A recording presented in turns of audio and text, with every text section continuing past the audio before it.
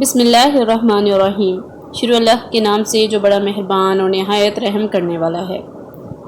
تو آج ہم زمزم کی کھدائی کے متعلق بات کریں گے۔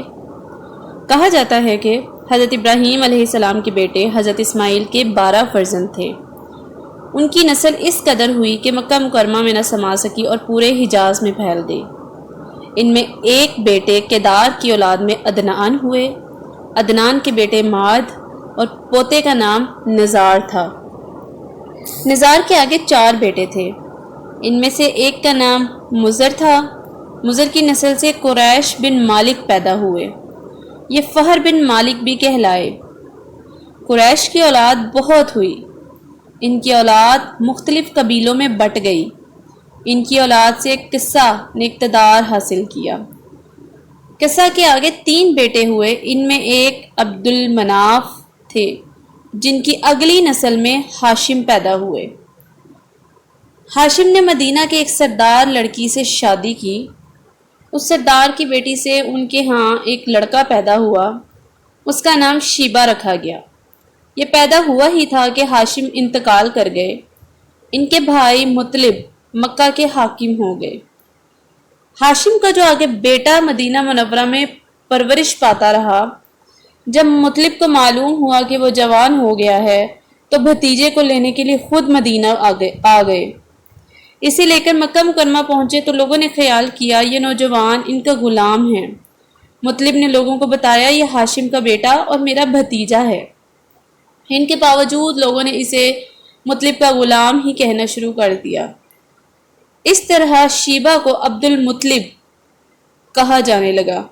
انہی عبد المطلب کے یہاں ابو طالب، حمزہ، عباس، عبداللہ، ابو لہب، حارث، زبیر، زرار اور عبد الرحمن پیدا ہوئے۔ ان کے بیٹے عبداللہ سے ہمارے نبی اکرم حضرت محمد صلی اللہ علیہ وآلہ وسلم پیدا ہوئے۔ پیارے دوستو، کہا جاتا ہے کہ عبد المطلب کے تمام بیٹوں میں حضرت عبداللہ سب سے زیادہ خوبصورت اور سب سے زیادہ پاک دامن تھے۔ عبد المطلب کو خواب میں زمزم کا کنواں کھودنے کا حکم دیا گیا، یعنی حضرت اسماعیل علیہ السلام کے کنویں کو۔ اس کنویں کو قبیلہ جرہم کے سردار مداد نے پاٹ دیا تھا۔ قبیلہ جرہم کے لوگ اس زمانے میں مکہ کے سردار تھے، بیت اللہ کے نگراں تھے۔ انہوں نے بیت اللہ کی بے حرمتی شروع کر دی۔ ان کا سردار مزاز بن عمرو تھا، وہ اچھا آدمی تھا۔ اس نے اپنے قبیلے کو سمجھایا کہ بیت اللہ کی بے حرمتی نہ کرو، مگر ان پر اثر نہ ہوا۔ جب مزاز نے دیکھا کہ ان پر کوئی اثر نہ ہوتا تو قوم کو اس کے حال پر چھوڑ کر وہاں سے جانے کا فیصلہ کیا۔ اس نے تمام مال و دولت، تلواریں اور زرہیں وغیرہ خانہ کعبہ سے نکال کر زمزم کے کنویں میں ڈال دی اور مٹی سے اس کو پاٹ دیا۔ کنواں اس سے پہلے ہی خشک ہو چکا تھا، اب اس کا نام و نشان مٹ گیا تھا۔ مدتوں یہ کنواں بند پڑا رہا۔ اس کے بعد بنو خزاعہ نے بنو جرہم کو وہاں سے مار بھگایا۔ بنو خزاعہ اور قصہ کی سرداری کا زمانہ اسی حالت میں گزرا۔ کنواں بند رہا یہاں تک کہ قصہ کے بعد عبد المطلب کا زمانہ آ گیا۔ انہوں نے خواب دیکھا۔ خواب میں انہیں زمزم کے کنویں کی جگہ دکھائی دی اور اس کے کھودنے کا حکم دیا گیا۔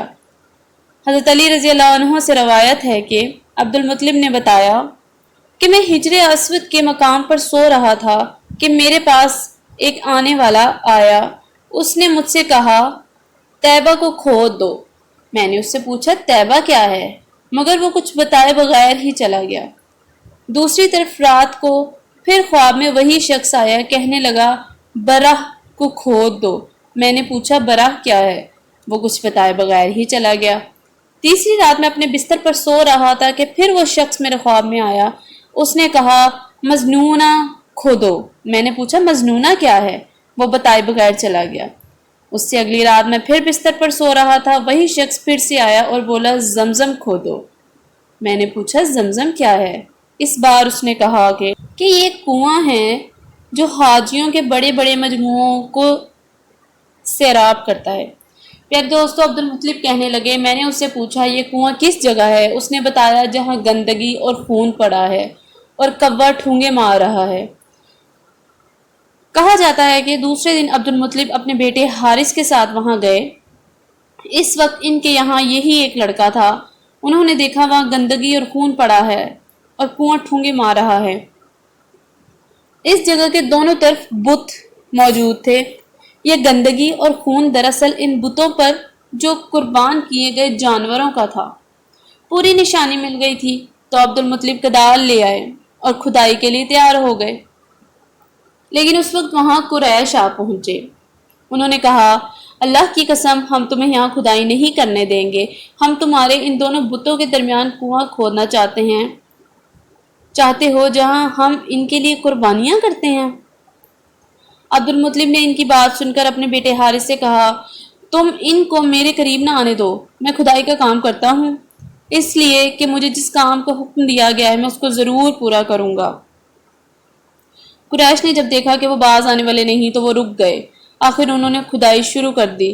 جلد ہی کنویں کے آثار نظر آنے لگے۔ یہ دیکھ کر انہوں نے اللہ اکبر کا نعرہ لگایا اور پکار اٹھے کہ یہ دیکھو، یہ اسماعیل کی تعمیر ہے۔ پیارے دوستو، جب قریش نے یہ دیکھا کہ انہوں نے کنواں تلاش کر لیا اور ان کے پاس آ گئے اور کہنے لگے، عبد المطلب اللہ کی قسم آپ یہ ہمارے باپ اسماعیل کا کنواں ہے اور اس پر ہمارا بھی حق ہے، اس لیے ہم اس میں تمہارے شریک ہوں گے۔ یہ سن کر عبد المطلب نے کہا، میں تمہیں اس کا شریک نہیں کر سکتا، یہ مجھ اکیلے کا کام ہے۔ اس پر قریش نے کہا، تب پھر اس معاملے میں ہم تم سے جھگڑا کریں گے۔ عبد المطلب بولے، کسی سے فیصلہ کروا لو۔ پھر انہوں نے بنو سعد ابن حزیم کی کاہنہ سے فیصلہ کرانا منظور کیا۔ یہ کاہنہ ملک شام کے بالائی علاقے میں رہتی تھی۔ آخر عبد المطلب اور دوسرے قریش اس کی طرف روانہ ہوئے۔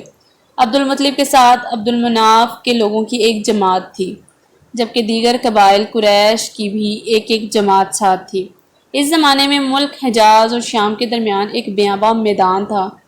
وہاں کہیں پانی نہیں تھا۔ اس میدان میں ان کا پانی ختم ہو گیا، جہاں لوگ پیاس سے بے حال ہو گئے، یہاں تک کہ انہیں اپنی موت کا یقین ہو گیا۔ انہوں نے قریش کے دوسرے لوگوں سے پانی مانگا، لیکن انہوں نے پانی دینے سے انکار کر دیا۔ اب انہوں نے ادھر ادھر پانی تلاش کرنے کا ارادہ کیا۔